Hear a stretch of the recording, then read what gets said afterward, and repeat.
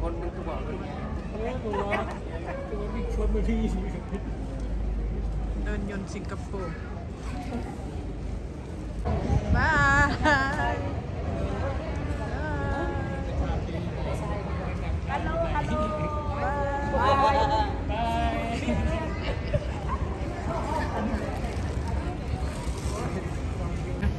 ขี่รถไปขี่รถ โอ้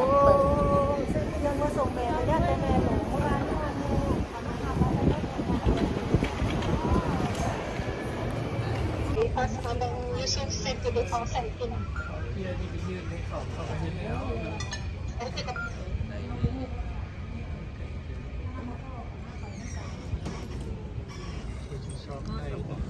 ตีตรีติดไปแอร์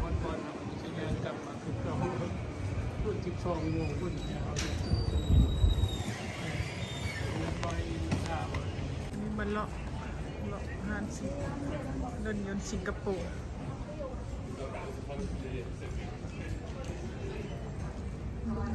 สิงคโปร์แอร์ไลน์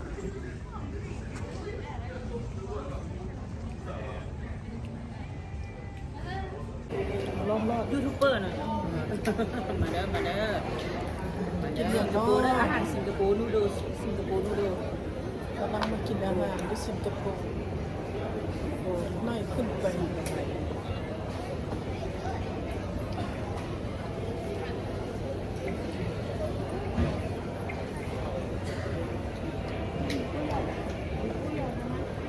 เสือหิวกว่า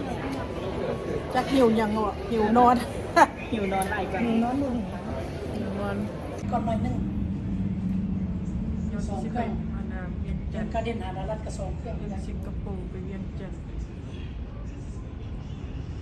ก็ลูกสามลูกสามนะมั้ง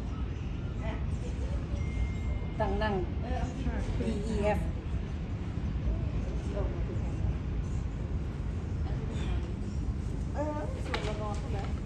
เพียงเข้ามา เด้ การ อ เดิน เด้อ คนลาวแล้วคนลาวแล้ว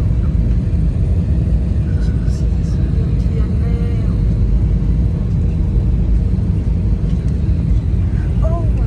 It is important that you do not stand up until advice is given by the crew.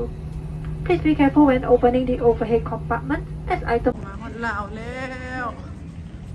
ฮอดบ้านฮอดเฮือนแล้ว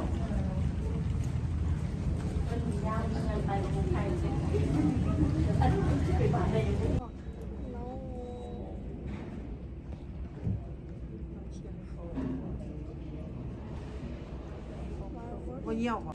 เขาบอกว่าครบวันหนึง เฮ้ย